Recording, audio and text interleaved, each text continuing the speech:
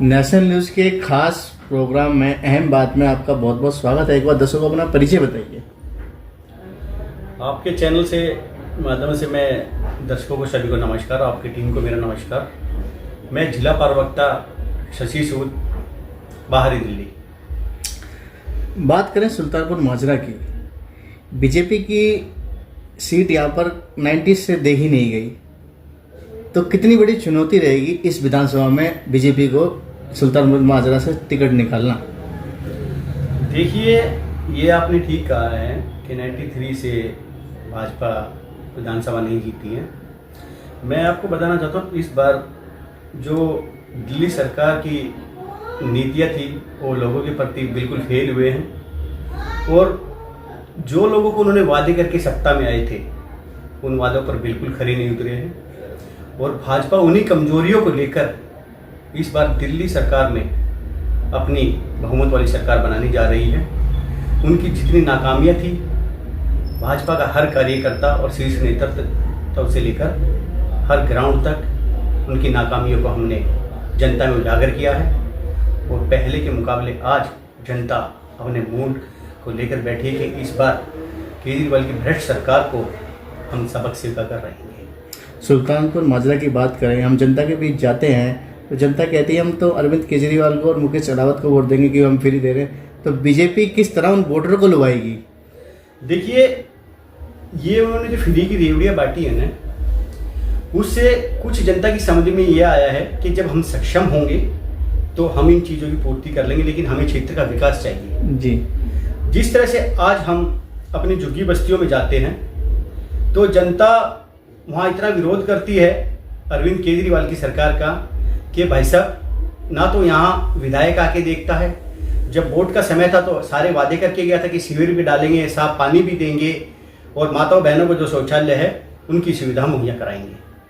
लेकिन अभी हम लगभग 3-4 दिन पहले P1 की झुग्गियों में थे, C10 की झुग्गियों में थे, तो वहाँ से लोगों ने कहा अगर हमारे घर में किसी माता बहन को अगर लूज मोशन लग जाते हैं तो 5 रुपये देने के लिए उसे बार बार वहाँ जाना पड़ता है, अन्यथा तो नाला है जो पीछे वहाँ जाकर परेशानी होती है, जिससे कि वहाँ से ऊंचाई है, काफ़ी हाइट है, पैर फिसलने का डर रहता है।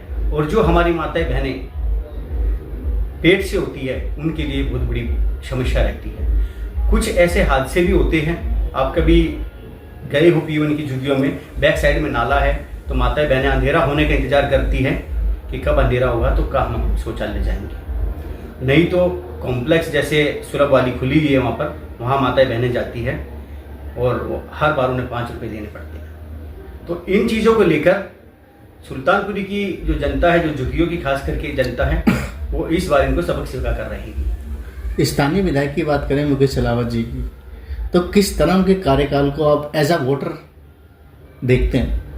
देखिए, मैं अगर एज ए वोटर देखना चाहूँ तो एज ए वोटर मेरे साथ ऐसे बहुत वोटर हैं जो उनकी आज भी निंदा कर रहे हैं कि वो खाली वोटें लेने आते हैं और हमें कोई ना कोई बहाना या जुगला देकर चले जाते हैं और ज़मीनी स्तर पे कोई कार्य नहीं कर रहे हैं।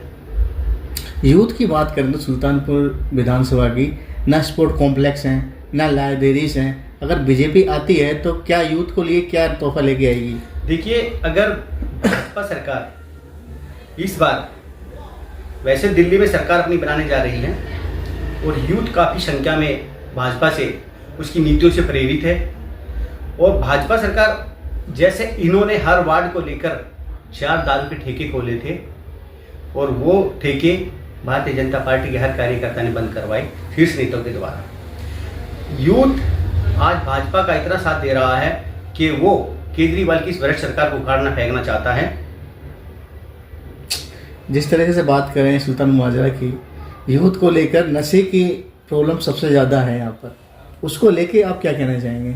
देखिए, केजरीवाल की सरकार ना तो उन पर पाबंदियां लगा पा रही है और ना लगाने की वो सोचती है, क्योंकि इनकी नीति तो यही रही है कि हमने एक के साथ एक बोतल फ्री दी थी, ये अपने नशे पते में रहेंगे तो इनको वोट डालना हमारे लिए आसान रहेगा।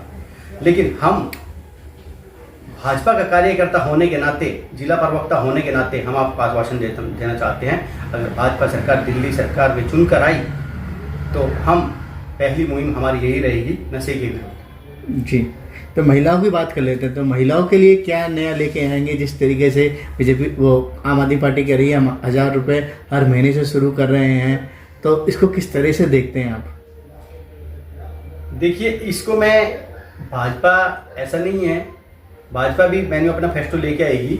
जैसे अभी आपने देखा होगा महाराष्ट्र में भी जी, तो एक दीदी योजना के बहन योजना के तहत 2100 रुपये वाला, जी, तो शायद भाजपा अपने मैनिफेस्टो में ये चीज़ें लेकर आएंगी। जी, जी। तो सुल्तानपुर माजरा के वोटरों से क्या अपील करना चाहेंगे आप? हम सुल्तानपुरी की भोली भाली जनता से ये अपील करेंगे कि जो एज इट इज चल रहा है इससे भी अच्छा शायद भाजपा लेके आएगी आप लोगों के लिए। और ये अगर झूठ का भ्रम फैलाएंगे तो भाजपा आएगी तो ये चीज़ें बंद हो जाएगी, ये चीज़ें बंद हो जाएगी, ऐसा कुछ भी नहीं बंद होगा। जो एज इट इज आज चल रहा है वो चलता रहेगा। और मोदी जी ने कहा है कि हर घर स्वच्छ नल भेजा जाएगा, साफ सुथरा पानी आएगा और शौचालयों की सुविधाएं की जाएगी। जो आज झुग्गी क्लस्टर में लोगों को सीवर की प्रॉब्लम है, नालियाँ भरी हुई है, किसी भी तरह का वहाँ विस्तार नहीं है, इन सब को देखते हुए भाजपा झुग्गी वालों के साथ हमेशा खड़ी रहेगी और उनकी जो भी कमियां है, बारीकियां है, उनको पूरा करेगी। लास्ट और आखिरी क्वेश्चन, जिस तरीके से कांग्रेस पार्टी न्याय यात्रा निकाल रही है, इस पे दिल्ली पे कितना असर पड़ेगा विधानसभा चुनाव पे? देखिए भाई साहब, कांग्रेस की बात तो ऐसा है कि इन्होंने एक भारत जोड़ो यात्रा भी निकाली जी, आपको पता होगा, तो ना ही तो उस यात्रा से कोई फर्क पड़ा और ना ही दिल्ली जोड़ो यात्रा से कुछ फर्क पड़ने वाला है। जी। थैंक यू, आपने इतना समय दिया इसके लिए।